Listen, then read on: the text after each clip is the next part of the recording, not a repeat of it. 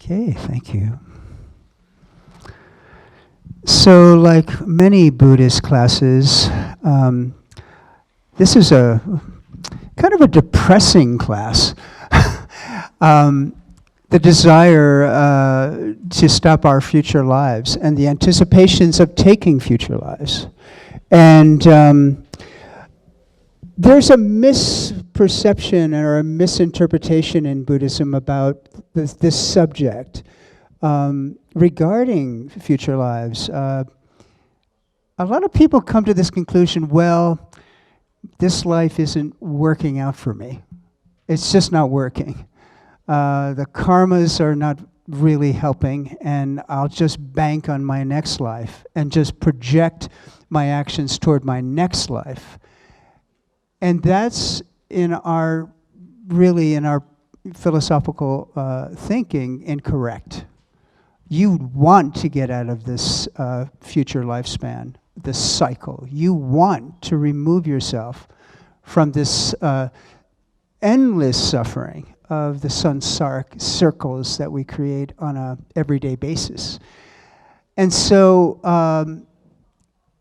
part of the idea of stopping the desire for future lives entails the three principal paths. And primarily, we can focus on the renunciation and the realization of we're tired. We must get out on this lifetime.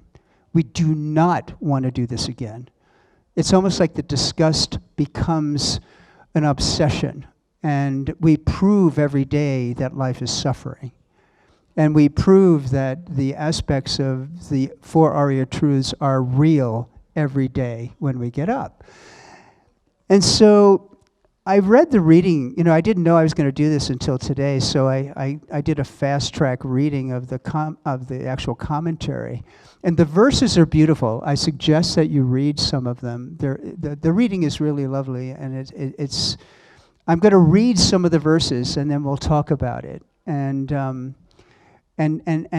really, the crux of the course, or this class, is to stop the desire for having a future lives. And here we go. So think over and over how deeds and their fruits never fail. And the cycles of suffering never fail. We must stop the desire for our future lives. So in that context, right, the desire for the future, we normally think, I hope my future births can really get into a realm that's going to be pleasurable. And we have this kind of understanding of the death in the realms. We know that there are different realms of existences, right? How many know that course? Yeah. So we're in the desire realm, correct? And then there's a form and formless realm. And within the desire realm, we have different aspects that include lower than human and higher than human. And, we're not animals. We're not hungry ghosts. We're not in lower hell realms, hot or cold hell realms. We're not in demigod or pleasure realms, which are in this realm, but also invisible beings who live in those realms. But interesting, in our context of wanting to be born in one of those realms, is also this feeling that we're going to, in a sense, be removed from our suffering. We really want to be born in one of these realms in certain traditions. We actually have meditations to actually design to be born in one of those higher realms. A lot of meditations are designed to go to what we call the form or formless realms, which are extremely pleasurable and very, very, in life years, millions of years. We kind of relate it sometimes to the Christian heaven, this idea of eternal heaven.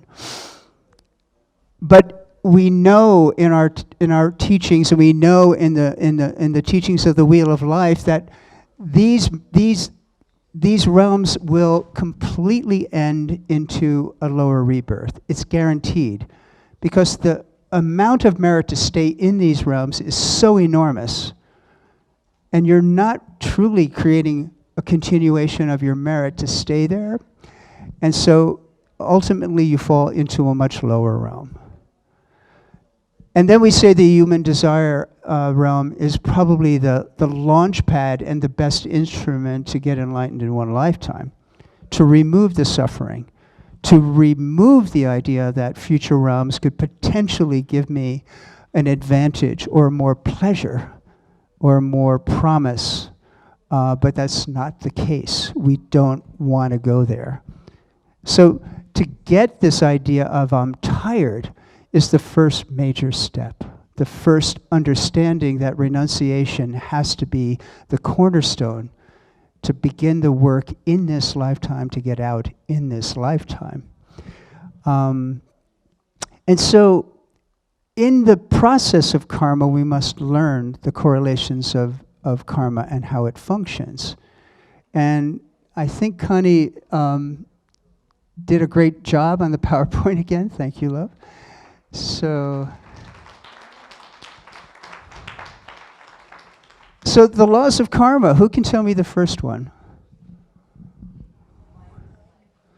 Yeah, you can say like it makes like. The idea that you plant a seed, to find a partner, and then you do the 4 steps, and then hopefully with the right motivation and the fertilization of different rejoicing components, brings you that partner. The male man delivers it. The male woman delivers it to you. Guaranteed. Similar result. You take care of lonely people, it's a component. It's the actual action that will create the seeds for you to find the partner. And it's not that simple. There are very subtle parts to all of this. What is your intention, and what are the components of the intention that you're about to embark on in creating a seed? So in that sense, we keep it basic in DCI, and we say, you plant watermelon seeds, you're going to get watermelons. You do a banana plantation, you get bananas. You're not going to get, artichokes. Like makes like. And the function of karma, I said earlier today to a lot of you that were here that it's more subtle than understanding emptiness. That the tapestry of weaving karmic seeds can be designed for your future. You can design what you want to walk into 6 months from now, a year from now, 6 years from now, 12 years from now. You are doing it whether you're conscious of it or not in this room right now. So let's do it consciously and create what we want and what we want to avoid. It's so important to kind of, sit back and understand that your seeds got you in this room for countless lifetimes, maybe. These seeds are so extraordinary in this room. You found the Dharma in this room. Somehow or another, all of us should do this. Congratulations. Thank you very much, Josephine or Joe, from my past karmic seeds. I finally got to the Diamond Mountain University School for the ultimate goal, for seeing emptiness directly and ultimate final enlightenment. So we must have planted remarkable seeds. Do we remember them?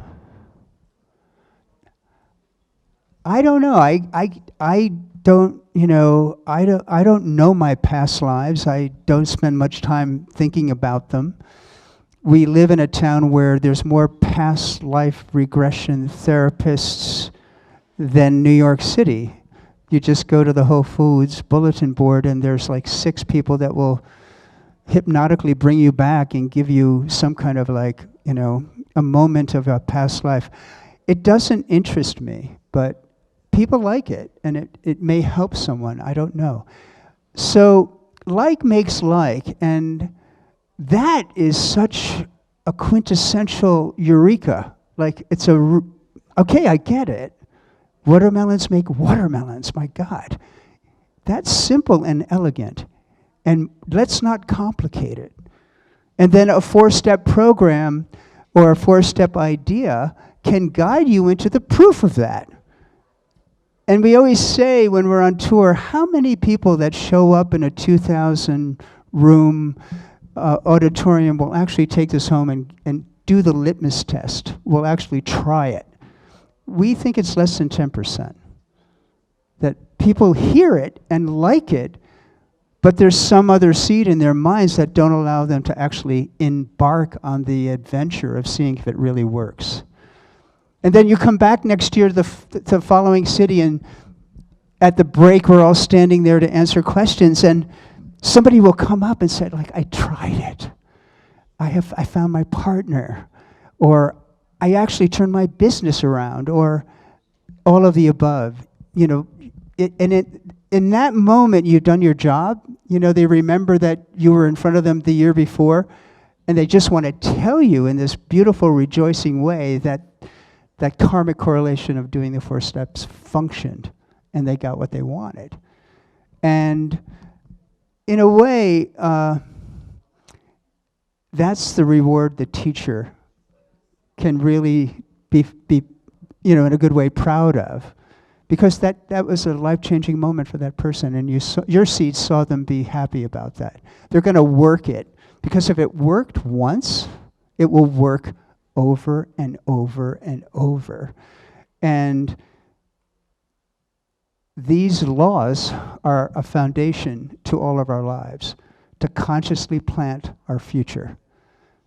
We gave you the 4 forces yesterday or today, I'm sure, I'm losing track of time, which is the antidote to lessen the results of our negative karma or remove the obstacles, another cornerstone of fundamental Buddhist ideals and ideas and proofs. So yes, like makes like. Good results come from good deeds, bad results come from bad deeds. Comfort to know there are laws. Who makes them? Without laws, chaos. Farmer plants corn and pineapples come up. Next slide.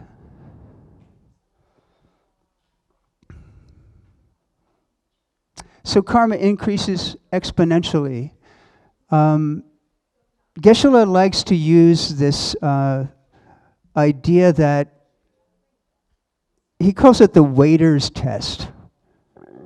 If a waiter doesn't understand a word that you mention, don't use it. So when I was looking at the word exponentially, I thought, how many people, if you went to a restaurant next week and you basically said something like, you know, can you exponentially scramble my eggs a little bit more quickly? Will they understand that? And it's true. What would be a better word to say other than exponentially? Maybe expand? That's an easier word to... Does it give the same... Explosive. Explodes. The idea... when we taught this course in 2017 of January, I think it was you, Stanley, Geshe Michael said, okay, if karma expands every 24 hours, twice, doubles, how many seeds will you plant in a 4-step program? Like if you pull together an idea and you plant the seed, you do the first step, you find a person who wants the same thing, you just do it and you're rejoicing. It should exponentially double every day. And when, I don't know, when you did the numbers, it was 31 trillion at day 24. Some outrageous number of the exponential expansion of karmic seeds. The idea that our seeds right now are ripening at 65 a second, which is creating what? Every aspect of your conscious reality, using the senses but also the mind. Everything you're thinking, everything you're seeing, smelling, tasting, touching. Everything. Pleasant, unpleasant, neutral, indifferent. It's all happening in 65, like a movie. And in a good meditation, what happens? You can slow the movie down really slowly and potentially start to see it's moving and projecting out to watch the reality happen before your very eyes. It's possible. It's one of the real reasons to meditate. Can you catch the seed opening and creating your reality? It's possible. And all of you will do it someday. So the exponential factor of seeds makes the whole wonderful, remarkable karmic possibility what? Possible. Now, think about it. If I plant a seed by giving, I don't know, maybe Judy, Geshe Michael's giving tons of $100 bills away. Why is he doing that? I mean, Word is a recipient of maybe, a third of my annual income. I mean, because, why? Why is he doing this? What's his personal, motivation? Well, he's showing us, number one, the exponential factor. If he's giving $100 away in a DCI tour, he's guaranteeing in 2 to 5 weeks he'll get $1,000. He makes it very clearly simplified. But I don't know. I often think, well, basically what he's doing is really, we talk about endowments for our nonprofits. Like, in 10 years, could we raise $5 or $10 million? To make our Diamond Mountain secure, make ACIP secure, ACI having some kind of a wonderful, nest egg that we don't worry about spending our precious time raising money. Theoretically, this is what I came up with, that's one of his modus operandi. And so when he's on tour, he'll give thousands of dollars away. Now he's giving $300 to people in the audience. And it is this idea that seeds will exponentially double every single day if you know what to do. And I don't know, the sky's the limit here. Like, what do you want? Well, I don't know. I want to stick around and see what happens for the next 25 years. Come on, like, this is the most exciting thing on the planet to me. Our beautiful minds waking up to the possibility of changing exponentially the seeds of the planet to perceive a much more, harmonious world. It's not looking so good out there in my seed, projected life. It feels a little bit threatening, as a matter of fact. And so we as practitioners, if we understand the exponential factor of planting seeds that you're doing 65 a second, wow. Think of the factor of change and possibility if we do it much more consciously, much more, for the benefit of others. Like, how do we begin the practice of planting the seeds for not just our own self-interest, but for the benefit of as many people as we can imagine, for the benefit of those who are planting seeds in the wrong way and getting results that are creating a lot of violence in our world. You get the idea, I think, right? I mean, now we're talking nuclear power here. We're talking a small seed of a thought going through the mind every single, second? There's thoughts going through the mind. What would happen if you begin to control that factor? Or you canceled out the thoughts that are creating negative possibilities in your reality?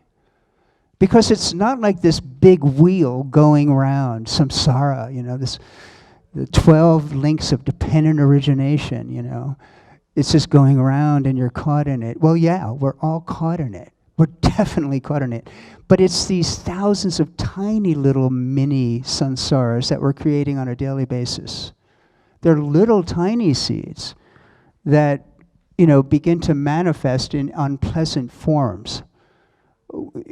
Pick your flavor. I don't know, we had a Pilates class today. It was like a tune-up for me. It was like fantastic. Like my body was achy from the other 2 classes. But for some reason, the Pilates things kicked in, and I felt like I just got like a lube and an oil kind of, checkup. And my God, some kind of beautiful seeds ripened in that class. Where did that come from? Teaching, tough-ass classes in different places. I love to teach yoga because I think it's one of the exponential factors for becoming a great meditator, because it's dealing with subtle mind and body. And so, to have a result like that happen is so beautiful. I can bank on that being a component of when I was teaching maybe a month and a half or 2 months ago at SCIM. So we have to learn this system, and we have to begin to practice it. We have to begin to meditate on these karmic correlations. Next. So there's this idea also that if you didn't do karma, you'll never meet a result. This is interesting because it gets into expectations, the disappointments in life. The links that, how many disappointments have we had in the last, year? I have a few, but why? Why do we have expectations that we assume will happen if we do certain things? But then we get disappointed when they don't. Because we didn't plant the seed for it. It didn't work. As simplified as the 4 steps are, it's the most elegant, formula. It's almost like a mathematical theory of relativity. It functions, and it's easy, and it's uncomplicated, and it works. And so we can't be disappointed when we don't get what we want. We can't be disappointed when the expectation that should arrive and it doesn't happen. We shouldn't get disappointed because we didn't plant the seed. And so this is what comes about. If you didn't do the karma, you'll never meet the result. And there's a debate in my mind about that, because as we're doing 65 a second right now, right? Are we also creating karmas at the same time? Sure we are. We're creating karmas right now. It's happening right now. Result. More karmas. Right after. There's only a tiny moment of change when another karma is created. We create karmas with body, speech, and mind, right? We create karmas in our actions. We create karmas with our speech. We create karmas with our thoughts. Which are the most powerful? Yeah, our thinking. It gets us in the most trouble. And I don't know, 3-year retreat was one of these amazing eye-openers about how the functioning of patterns of thoughts in my mind were so hardwired into subtle consciousness that they weren't in the front and format of my constant thinking process. They were just behind it. They were just behind this veil. And it would be funny because I wouldn't be in deep, subtle mindfulness. I'd be washing the dishes. And then suddenly I would see the watcher's mind watching a pattern of thought systems that I've had for 50 years. that was actually creating suffering in my life. It was like, oh my God, I've been judging that person for like 45 years. And it started when I was 17. And I remember when that happened, you start to actually begin to unveil patterns of thinking that are always going on just behind the radar of your conscious mind. And that's cool. Because when that begins to happen, you're beginning to erase that pattern for good, because you just brought it to the conscious mind, and you're seeing the results of suffering in a mini samsaric cycle that's been going on for 3 or 4 decades. So those were more important moments in a way in my 3-year retreat than, these deep, subtle other places that happen in meditation. But without the meditation, would I have that result? I don't think so.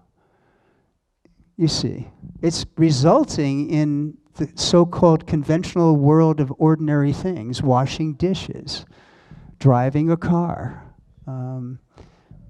having that Mahamudra watchdog meditation on our thought process is not something we just do for 45 minutes on the cushion. We do it in our world. We're always mindful of what the processes are, of how we're interpreting our reality. So the third law of karma is this neutralizing aspect of, if you don't plant the seed, you're just not ever going to get a result. And we've all been there many times of, why didn't I get the promotion at work? Or, why can't I afford, a 2-week vacation in Bali? Why can't, I don't know, all the above. Just think of the things that we would like or expect to get or have that we don't get or have. There's something that we call oxygen money in the diamond cutter system. It's a very beautiful idea. And it's about having money so the mind doesn't have to worry about it. That it's just in the background, that you can sleep at night and know it's okay. I'm planting oxygen money. I'm not gonna, I'm not interested in making millions of dollars. I'm interested in being comfortably sound to not worry about financial burden. And I love that, because if you're planting seeds, and Connie, my wife, is like so good with this. I'm like always like, okay, we better double down over here, we better give more, and I'm saying we can't afford it, But she's right, like just double down and just let it go and rejoice that you had enough cash to give to Diamond Mountain in your wallet, because you want to keep the seeds going to be here. So oxygen money is cool. You can actually relieve the fact that the behind-the-scenes anxiety or the thing before you go to bed about not paying your bills is gone forever, because you're banking on a karmic level. You're planting the seeds and you're banking on a karmic level. It's no longer throwing money in a savings account. And that is just a beautiful function of karma, if you know how to do it. So next.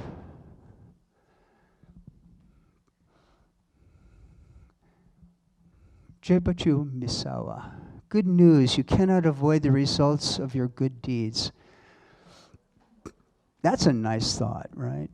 Good news, you cannot avoid the results of your good deeds. Well, it's not so good news because you can't avoid the results of your bad deeds either. We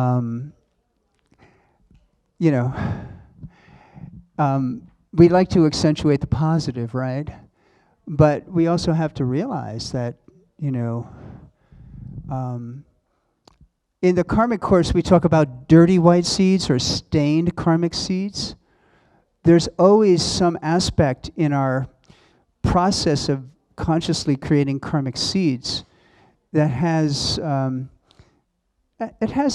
we grasp, we know we want some result, you know. We want it. We want this, I don't know. Yeah, we can do all the, you know, there's something called the 3 spheres of giving.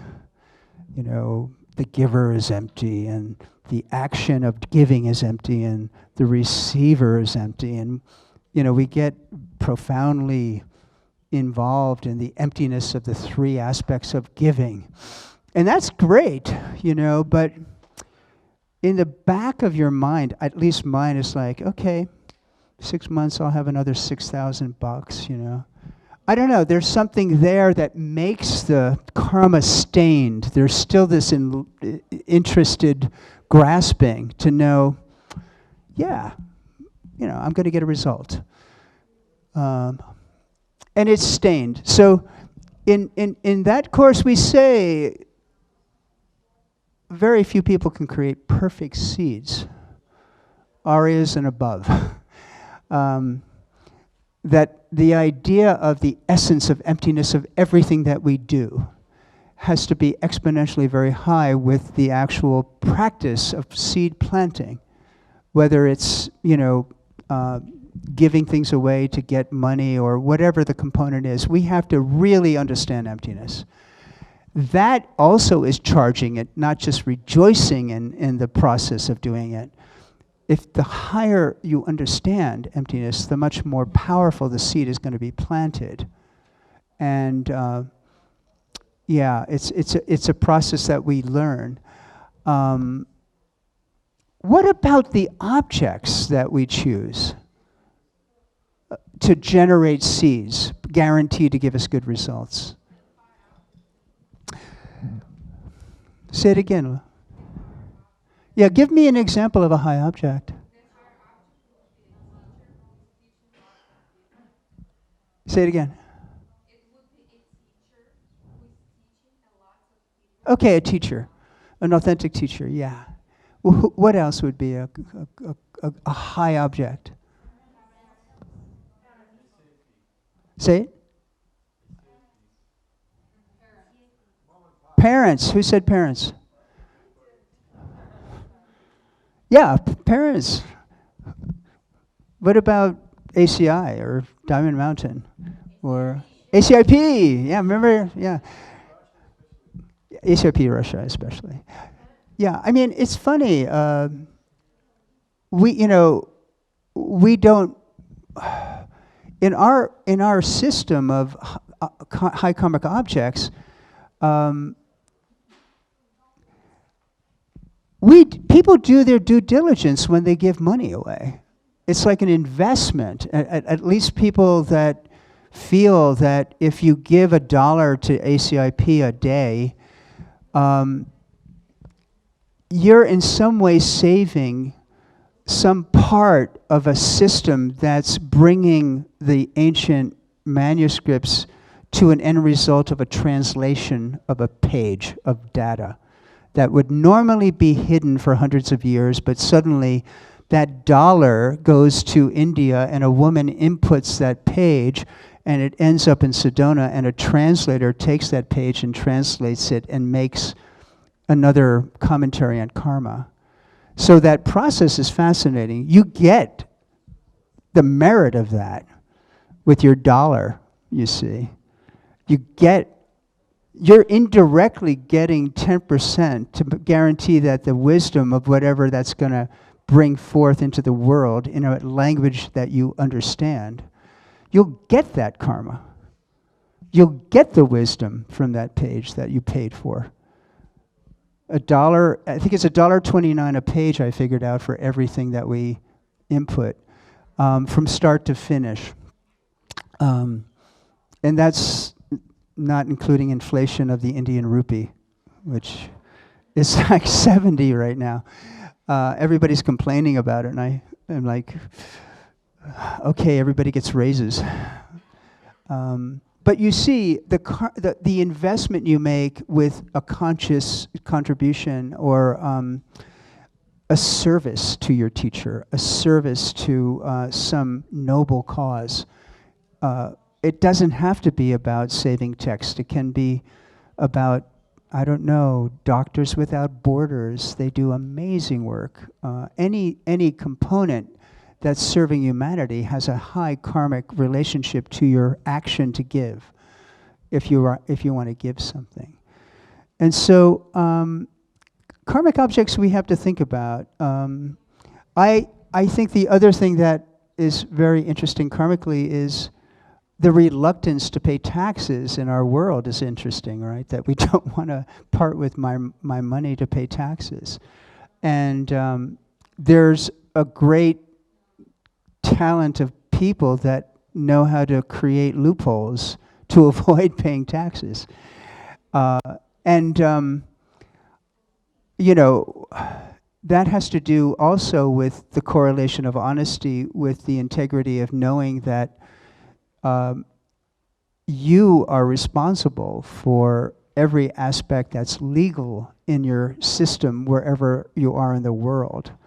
Because, you know, the karma of creating an illicit system to avoid paying what the responsible aspect of a citizen should be doing for their country will bounce back and kick you in a way that is really serious.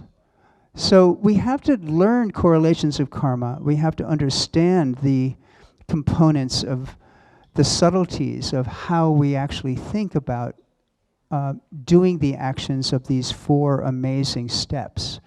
So let's keep going.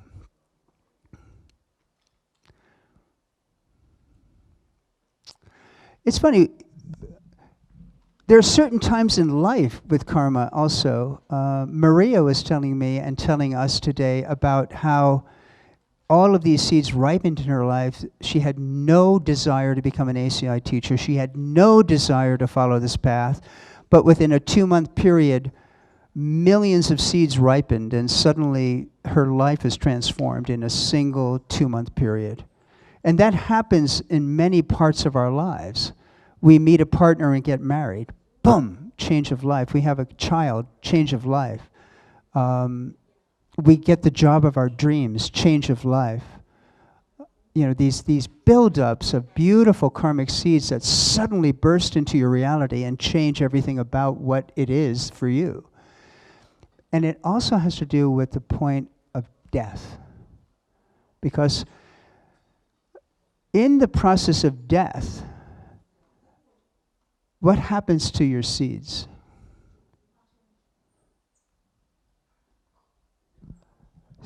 What actually is going on? What's happening inside karmically to your reality? Everything is running out.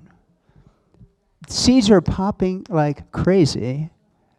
Your world is actually being destroyed. Your senses are closing down.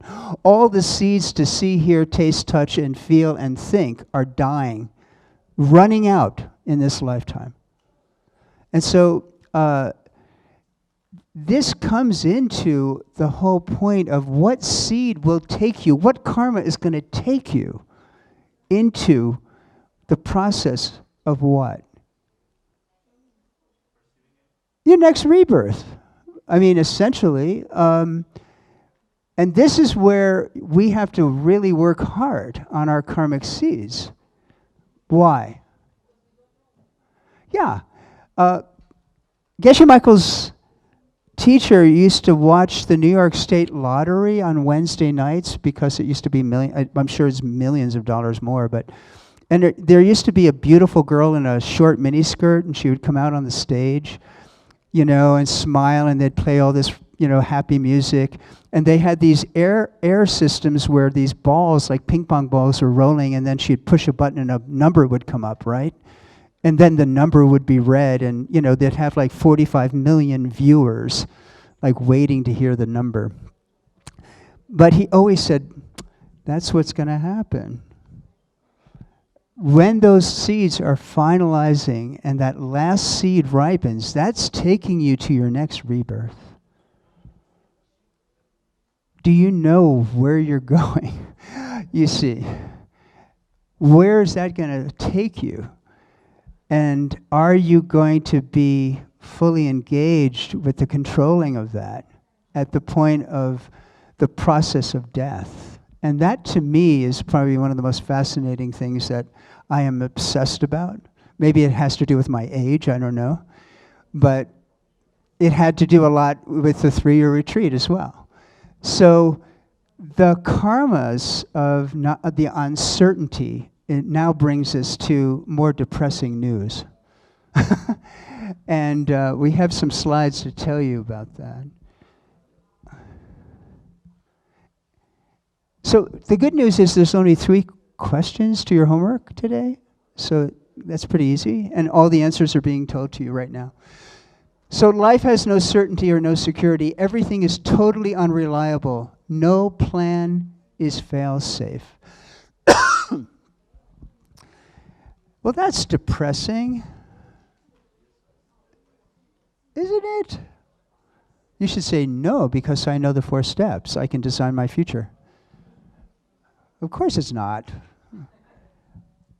I know exactly how to navigate that. I can do it. We have 18 courses and then another 18 courses, and then we have other things that will guarantee that we can kill this idea. We can kill it for this life and beyond. But for the meantime, do you agree that life has no certainty and no security?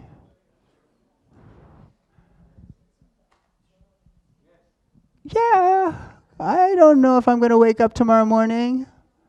I'm not sure. I can't guarantee it. I don't have any premonitional moments of clairvoyance to say, tomorrow morning at 8 o'clock, you're going to have a heart attack after eating the fruit at the Je Tsongkapa Center. I don't have that. It would be great, in a way, right, to know. And there are meditations to say, why don't you sit down on the cushion tomorrow morning at 8 and then take a meditation to say, you know what, at 11 o'clock is my last breath. Why don't I do a meditation on my death? Why don't we give death some space of certainty in our practice? Why don't we actually sit on the cushion and do a death meditation and say, you know what? What would happen if suddenly at 10:45 tonight is my last breath? It's fun to put the coat on of death and start thinking about the possibility that it could happen much more realistically than how we perceive it conceptually. I'm still thinking, I'm healthy, I can do a good yoga practice, and we eat well, I have Medicare, I can go to any doctor, but come on. I have another 10 years, I know I do. It's certain. It's not. We don't. And we just have to get used to that and put it on. Start to feel the sense that, could it be possible that tomorrow morning at 8 a.m. I don't wake up? And practice with it and own it. And it's actually so liberating. It creates a mind space that is almost like a freedom, that your fear or your back primal, beginningless death-birth system begins to be eliminated. It opens something up in your mind stream. It's very beautiful. So in your toolkit, you should have a really good death meditation, or a couple, because we don't know where we're going to go. We might as well look at it now. There's something in our system called the 4th flower in the DCI system, and we have the 4 flowers, and it's the results of our karmic seeds, right? And the last one is that we are literally designing what we're walking into in the future, which is implied because we don't talk about reincarnation, our future life. And it's kind of beautiful in a way, the 4th flower. The third flower is creating this beautiful reality here in this room. You're walking into your everyday existence by your seeds, and it's an enormous, beautiful possibility of what do I love about it and what I don't like about it, and what I can change that I don't like about it with seed planting systems and the four forces. But about the future life, can we design it? Well, we first want to get enlightened in one lifetime. We first want to have the direct perception of emptiness in this lifetime. And if you're here in the room, I think you're more than 50% home. Honestly, I really believe that. I just, I took the Kool-Aid and I bought the package, and I really believe it's possible that all of you in this room have the potential in this lifetime to get out of the wheel and have a few, maybe future rebirths before you're completely gone and finished. It's possible. We have to make space in our hearts for that. We have to understand that the habituation of countless beginning lives are pushing us against that. We don't believe it. We're hardwired to think that's not possible. So it's cool to start redesigning, your thinking that way. That none of us in this room don't have this possibility. If you're here, and Geshe Michael has said it twice, I think, since we've taught the training and the teachings of Lam Rim, that if you're here, you're 1 in a million or 1 in 10 million, and you've got to take the Kool-Aid. You've got to believe it. I believe it, and I think I want you to kind of think about it more. There's always, in my world, a hesitation to come to Diamond Mountain. Even now, I mean, I lived here for 3.5 years, but even now, there's this backwater mind of mine. Seeds are popping to say, it's always a bit of a gauntlet. You know what a gauntlet is? It's always, there's some karma that will ripen unexpectedly when I hit this land. And there's some karma that is unpleasant that I begin to feel when I'm here, that I have to go through. And it's always been there even after, all of what I've done here and what we've done in 3-year retreat. And that happened again when I arrived. I had just gotten off a plane, and that I could excuse the discomfort of coming here and the jet lag. But there are seeds that ripen here for me. I don't know if that's for you, but there are seeds that ripen here for me that feel uncomfortable because I'm going into this other aspect of myself. And I don't know, the perception of seeds for Diamond Mountain is that it's extremely powerful for me. And I can ripen things here that, good, bad, or indifferent, I will allow to happen. And those seeds are either extraordinary or something that I have to correct or fix. And maybe after the second day, it's just amazing. Like something shifts and we're here together, we're hearing great teachings, and I wouldn't want to be anywhere else on the planet. But there is something interesting how powerful this place, which I believe took 15 years to purify and has created something extraordinary just being here, karmically for all of us, can change your mind. So take advantage of it.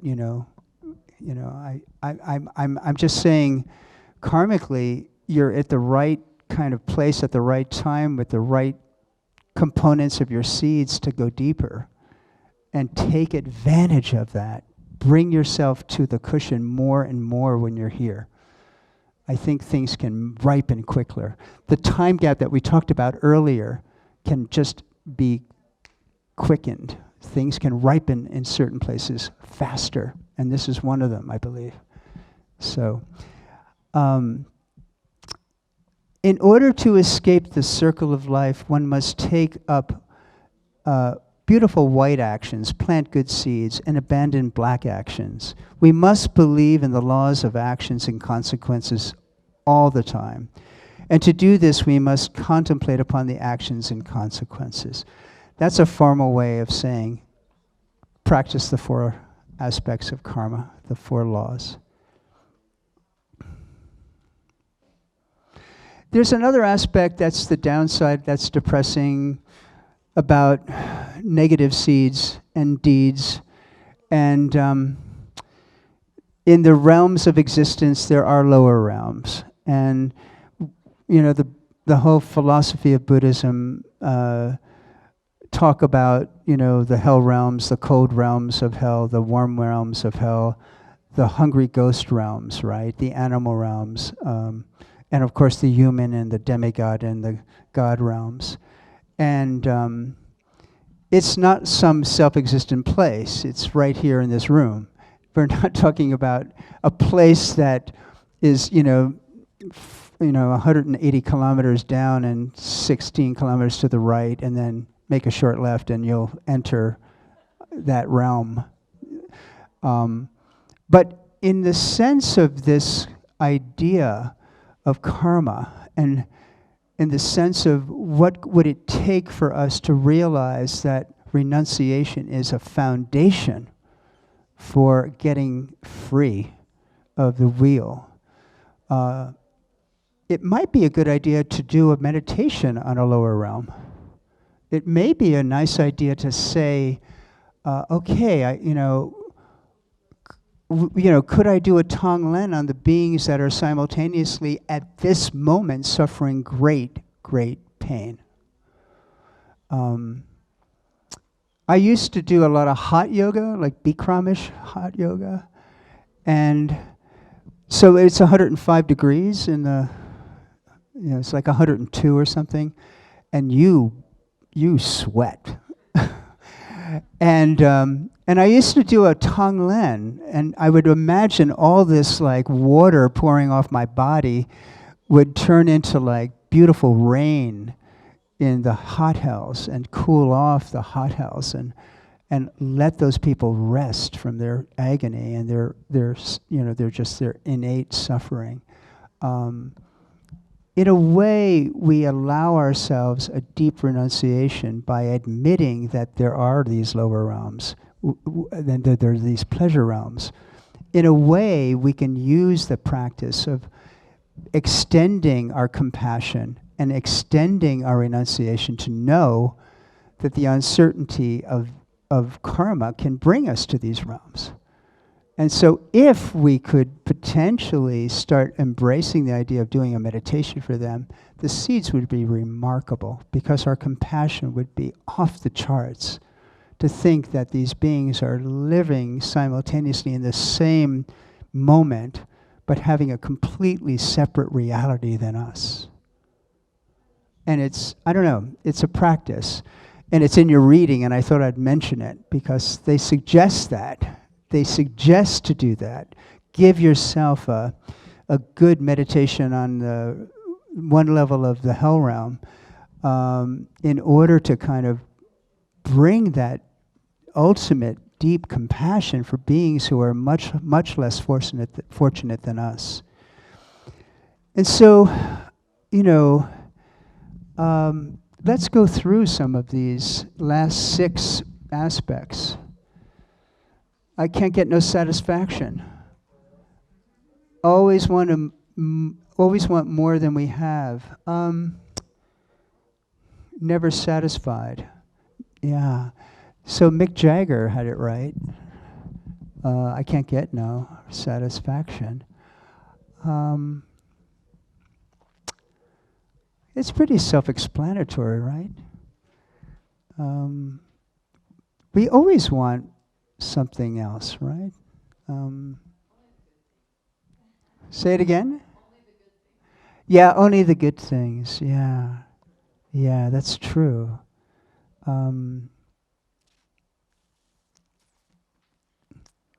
When's the last time you were unsatisfied?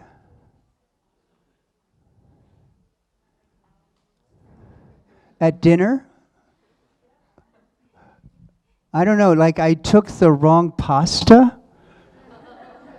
You know, there was the gluten-free soy macaroni, and then there was the non-gluten pesto cheese macaroni, and I didn't know the difference. And I was like anticipating, I love pesto and cheese, and gluten. And I took it, and it's like, oh my God, that's not what I wanted. It's the little things like that, right? Little unsatisfaction. But the bigger things are in relationship to our materialistic reality.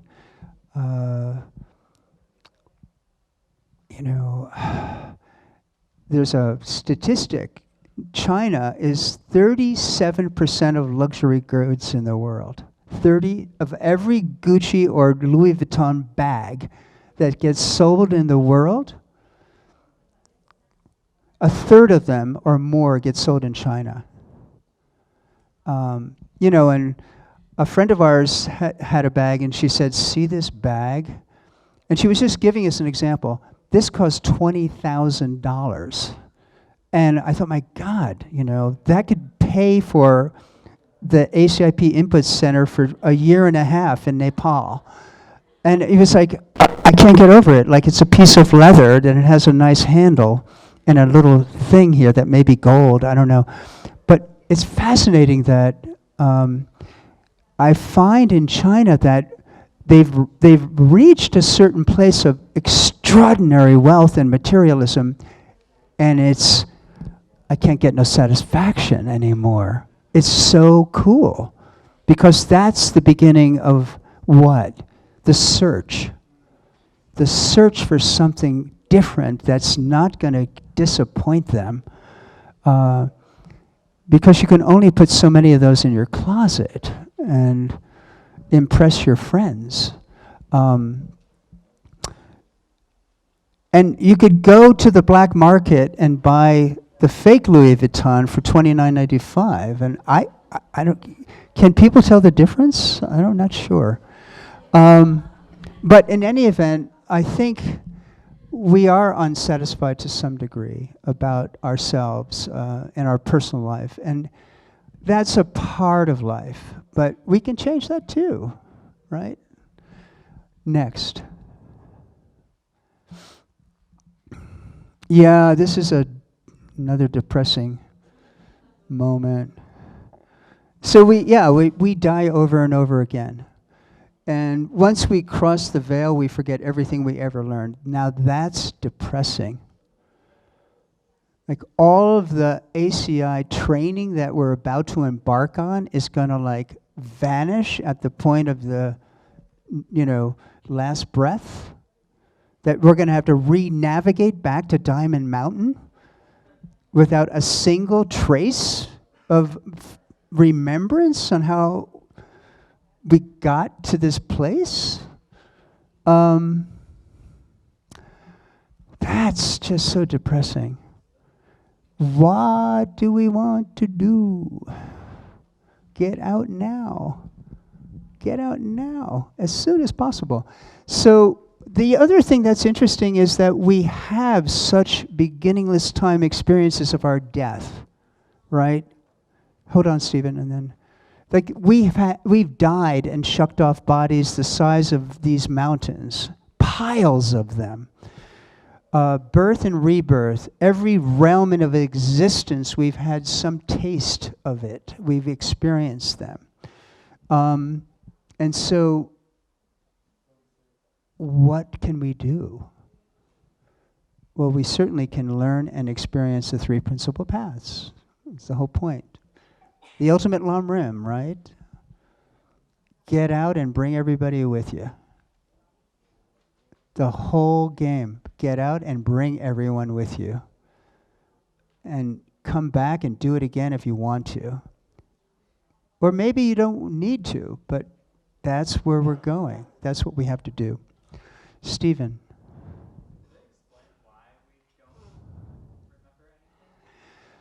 Some people do. I mean,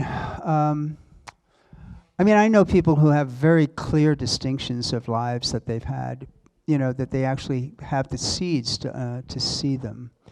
I think you can develop that practice in your dreams. A lot of people have lucid dream experiences of their past lives.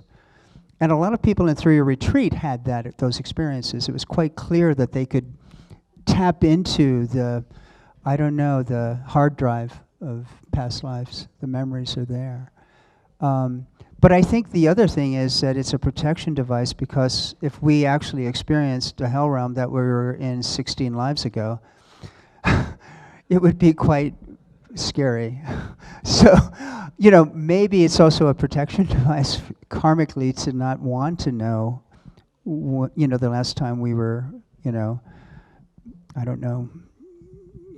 hacked away and then revived and done again. So but I think there's a real interest in past lives in our time. And I think it's, maybe it's valid. I don't know. I don't pursue it, but I respect people who think that they could find an answer there. And there are people that are qualified to bring you back. I don't know anything about it, but it doesn't matter really, because this moment in time and the accumulation of beginningless karma is bringing you to this perfect moment, which is awesome in Diamond Mountain. The karmas you've accumulated are ripening right now in a tapestry of learning more Dharma. So wherever you've been, God bless you, you're here. It's, how many lifetimes did it take for you to get in this room is maybe the question. If in the stories of the Buddha, there's so many stories of how many lifetimes it took him to purify a karma. Like there's a story about a divisive speech thing that it took him 500 lifetimes being a monk to purify that karma. 500 lifetimes. And that's something that the correlations get exponentially unfathomable. That, if we did extremely bad karma, how many lifetimes would it take to finally purify that in the lower realm? It's much more kind of comforting to know that you design your future in this moment, and you can design your future in any way you'd like. That would be much more comforting. Why do we have to take our extension of our own deep compassion for others and swear that we want to save them? Why? What's the correlation for us? Why do we want to just get ourselves out as opposed to bringing everyone else with us? We're all in it together, number one. We're all in it together, right? There are only two kinds of beings according to our philosophy. Those who are out, Aryas, and those who are not. If there's no other, or Arhat, right? There are only two kinds of beings on our planet, according to us. And an Arya is on their way out. An Arhat is even closer, if not on their last moment of life to get out. So, what does that say? We're in training to get out, but the component to get out is really to bring others with us mentally, to think that for the benefit of others, we must do it. There's no other purpose, but for the benefit of others, we must get out. We must. And that juice, that motivation, will allow us to the possibility of coming back and teaching it more and more and getting more and more people aware of the fact that they can get out as well. But does anyone here, do you know your past life? Does anyone have an experience of it? Yeah? Cool. Was it a good one? Yeah? Crying. Oh. So it was a hard life? Yeah. Okay, you see. Okay. That's cool. Next. We must take birth again and again. More depression.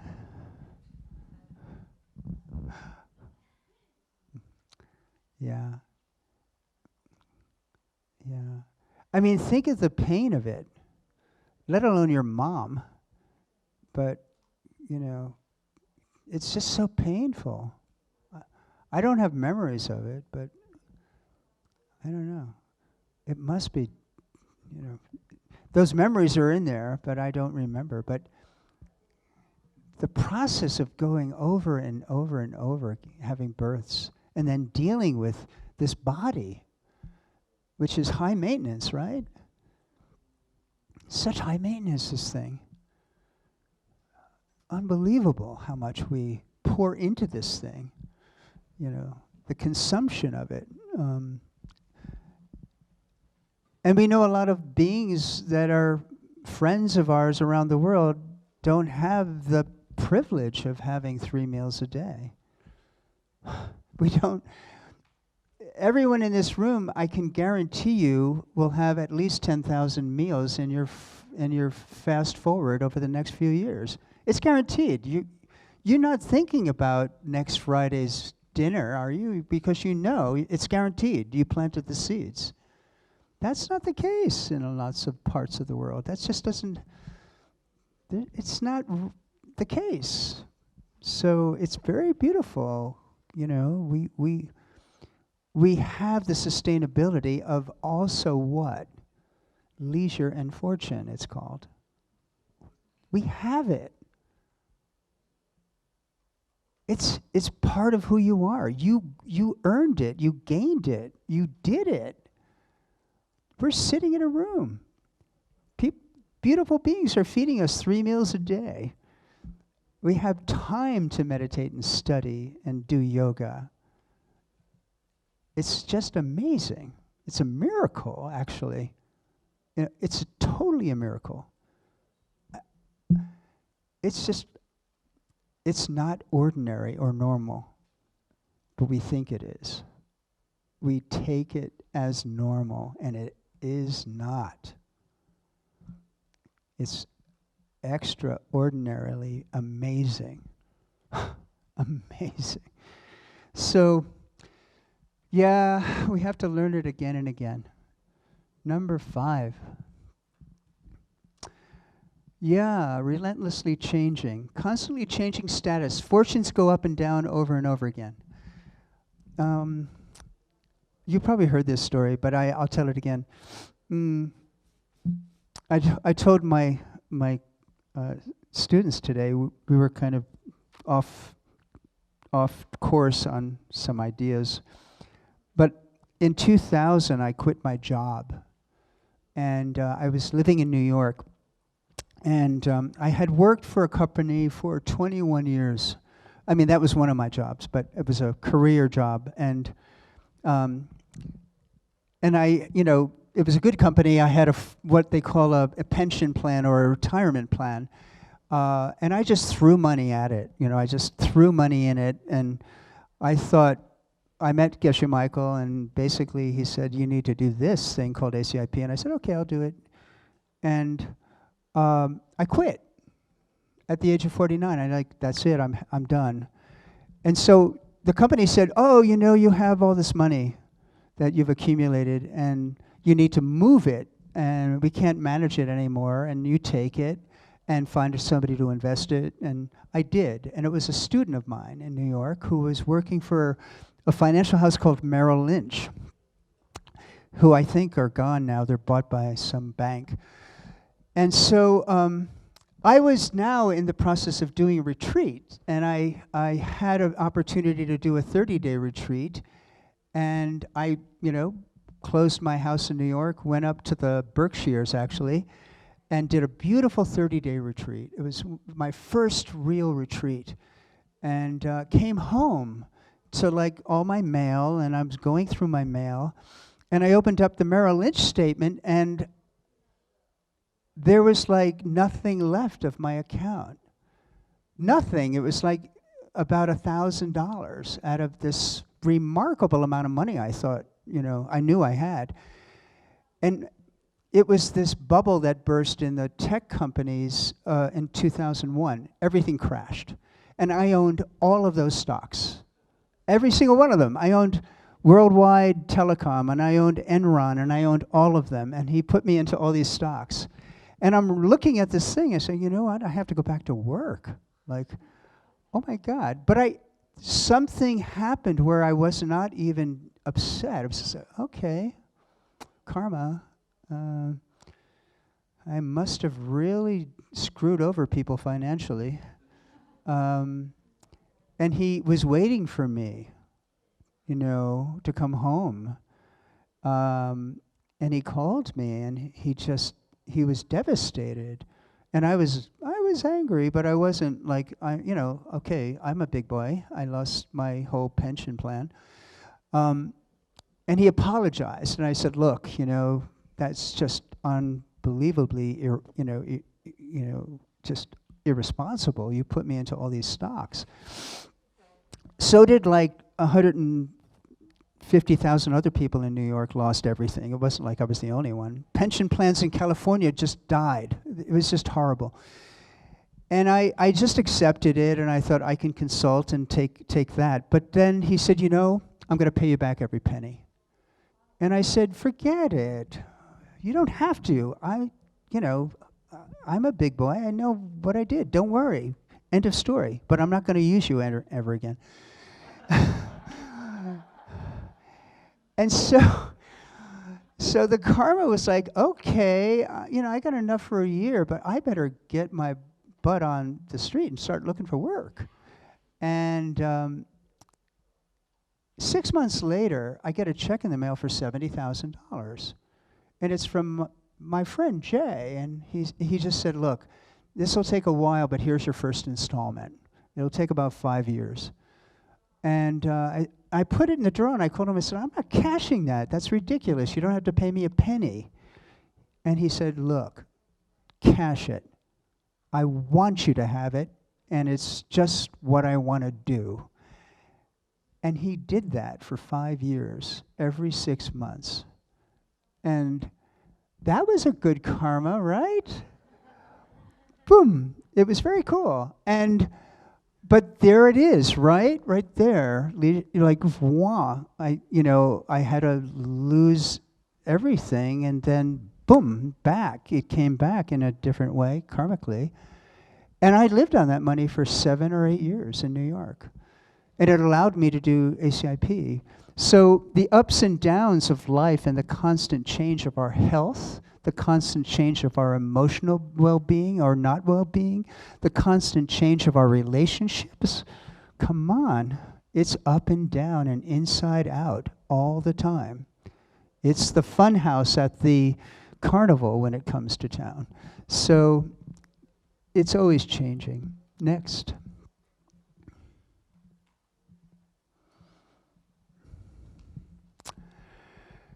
Yeah, so John Lennon wrote a song called Instant Karma, I think.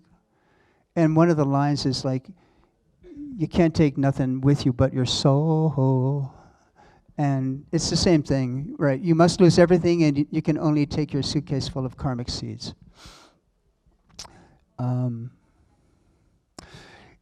People that are in, hospice care are really amazing because they see the process of dying. And I've only done it a couple of times. And my aunt was 95, and I went to be with her. I was kind of her, she didn't have kids, but I was very close to her. And I stayed in her room for like 5 nights before finally she passed. And I couldn't get over the neighbors who were in the same circumstances that had 5 or 6 or 8 weeks to live or a month to live or whatever. And there was so much, the guy next to her was so angry that he was dying. And he was yelling at his children and yelling at his wife. And it was just, oh my gosh, you know, this is horrible. It was just such a reality check that moment in time when your seeds are just dropping your life away, your body is collapsing, your mind is completely in a different state, is this kind of situation, because there's nothing that you can take with you except your beautiful seeds, you see. And that's what we're here for. We want to create. You know, this is a projecting karma that's the ultimate important one of our careers. And can we do it now? Yeah. We can do it now. We know how to do it now. That's your next 18 courses. We'll teach you how to do it before you have to do it. It's going to happen to you in your future. We figured it out, and it'll work. And you can try it. And Geshe Michael's already doing it to you. We did it a few years ago here. He gave you a great meditation practice on death. So, yeah, that's the last one. So renunciation, I'm tired, right? It sprouts in a person's heart once he has meditated on the torments of life. A sense of profound renunciation, and comes only when you feel the total disgust, even for the supposedly good things of this revolving life. When you meditate, and when you've meditated thus and feel not even a moment's wish for the good things of this cyclic life, then you begin to think both night and day of achieving freedom. You've found renunciation. And so, and it doesn't mean that you give your house and car away. It doesn't mean that. You have to, it's here and here. It's in your heart. It's not about, I don't know, giving everything away. You don't have to do that. Renunciation is a state of mind. It's a state of love. And it's a state of deep commitment to begin the process of getting out.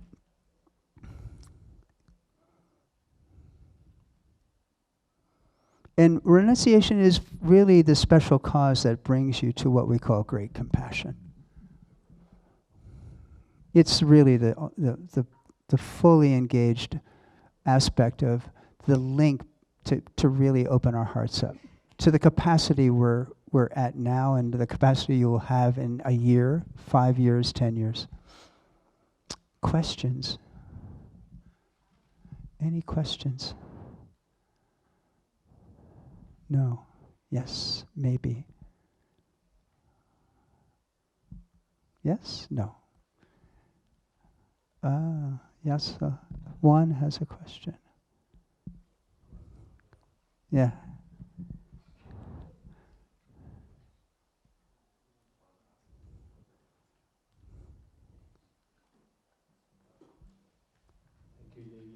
Yeah, Juan. You got a suntan, man. You look amazing. So this morning we were talking in the lunch, and I thought it was a very good question. Yeah. Since the person who made it is not asking, I want to ask.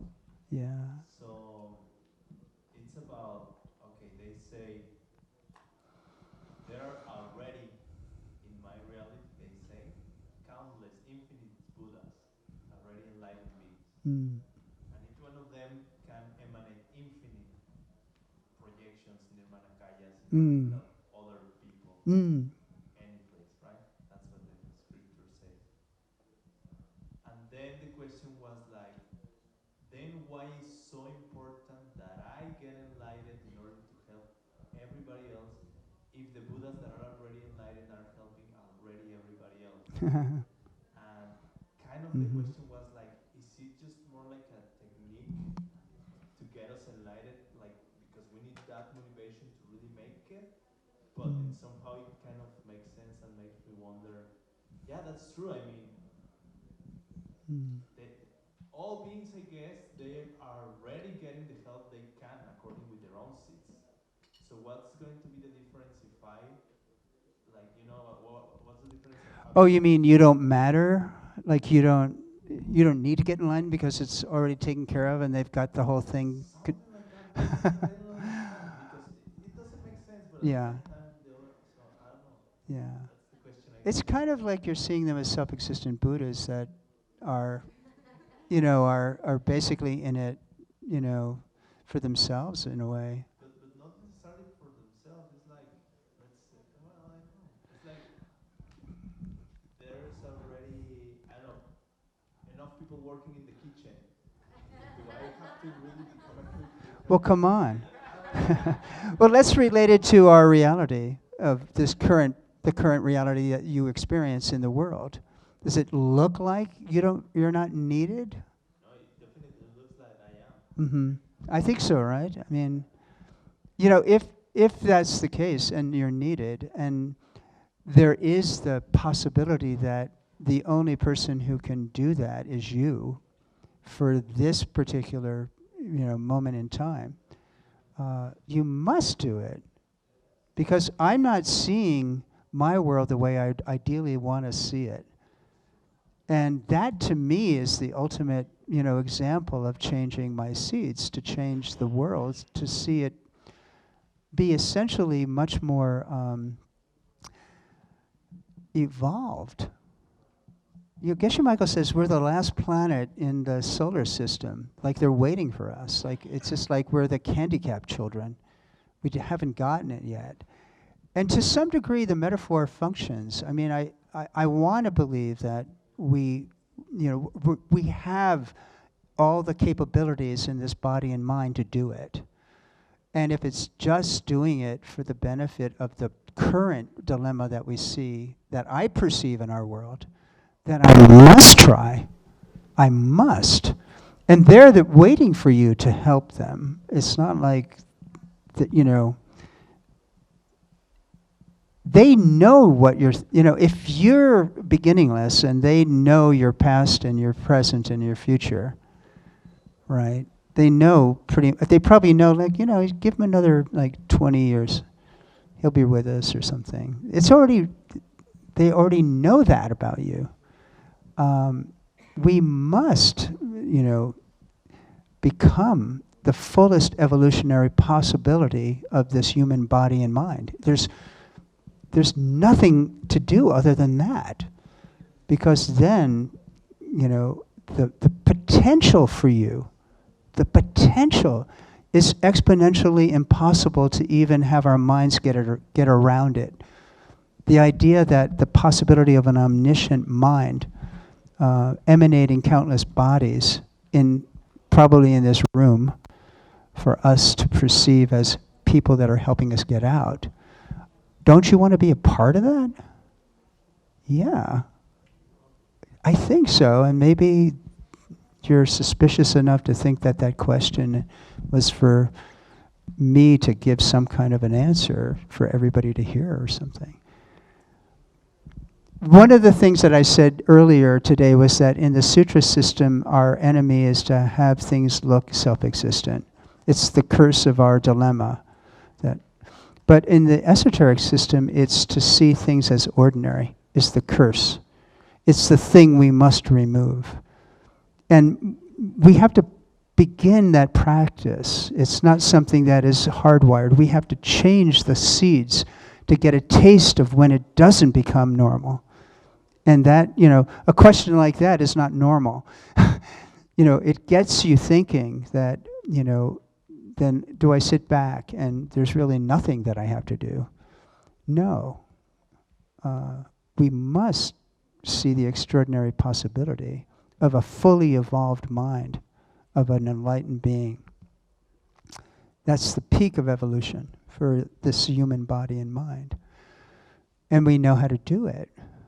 So we must say that ordinariness, it has to be killed. We cannot allow it to be a part of our normal day of ordinary life. We must see the extraordinary nature of every day, the precious, beautiful nature of every single day of our life. What can happen today? Who can I meet? What practice should I do this morning? How can I apply it to my all-day mindful mind of meditation that I had in the morning? Can I bring it to the world? Can I practice it? Can I help others skillfully? It's just the mission of what we're all about. So thank you. Anybody else? Oh boy. I only have 8 minutes.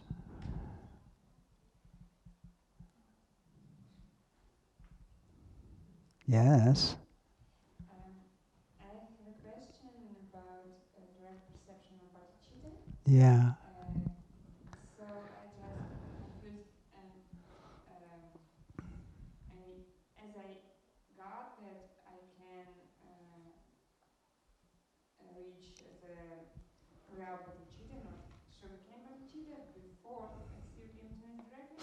And could you clarify for me how it correlates with the direct perception of emptiness, direct perception of Bodhichitta?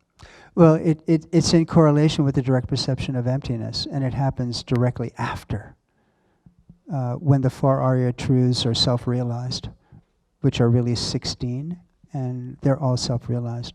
And you actually have the experience of this, this ray, these beautiful golden rays of light, coming out of you, out of this deep, deep, beautiful love. And so it's the other side of the coin when you come down off the direct perception of emptiness. And that's the second part B, of the direct experience of bodhicitta. Can you get tastes of it? Absolutely. There's definitely taste in deep meditation. Real tastes, that you can take bank on. It's not like it's just, but it's not, when you have that experience, it doesn't go away. That's the difference. It doesn't go away. It's there for the rest of your life. So,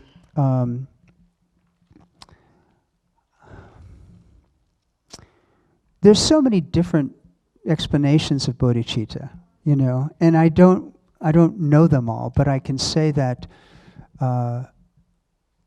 in our practice of becoming practitioners and having the wish to gain bodhicitta, and do that in our meditation, you should be feeling a subtle difference of how you express yourself to the world. There should be an expression of, oh my gosh, I am not the same person I was a year ago, and my possibility of expanding to others has gotten bigger. It's wider, and my heart is more open to helping others and seeing the suffering of others more than myself. And that's part and parcel of the evolution of our practice. And you get those tastes in 3-year retreat. It's very sweet. They say it's like it cracks open. They say in some Buddhist systems, the iron vase cracks open and it starts to pour out of you. And you can have that in a good retreat. You can have a taste of it. And then you know how to navigate back to it. You know how to go back and see if you can do it again and again and again. Yeah. Okay, one more. Two more maybe, I don't know.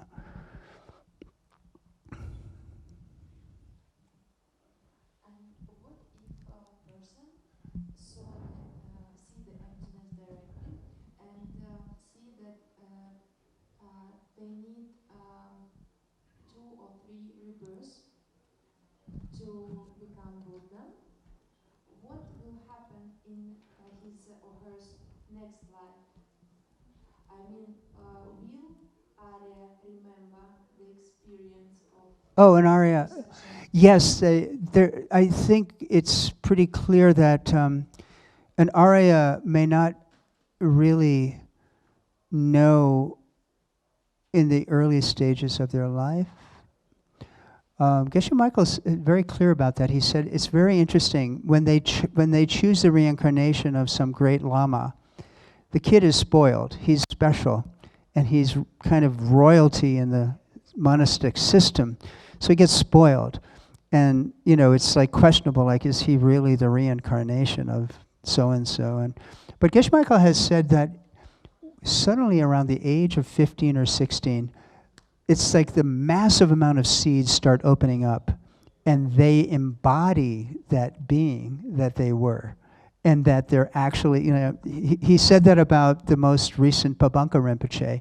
When he turned around 16, he was just a real character and a jokester, but then he just got serious, and he became such a great debater, and you saw that this enormous ripening happened at the age of 15 or 16, and then it just took off. And that was pretty much like the clarity that, the direct perception of emptiness can happen again and again to somebody who's seen it in each life. It's not like it's just once. The next life could put you back in there, you see. And also in the direct perception of emptiness, you see when you're going to get enlightened. You actually see that. You actually experience that. When it's going to be, how many lifetimes in front of you it's going to happen. Yeah. Thank you then. Thank you very much. Oh, one more. Okay. Okay.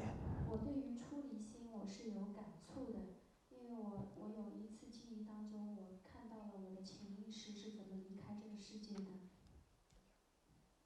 然后就像今天格西老师生病了，我也能深深的感受得到这种伤痛，但是我忙着伤痛了，我来不及升起菩提心，怎么办？ Yeah. Experience with it.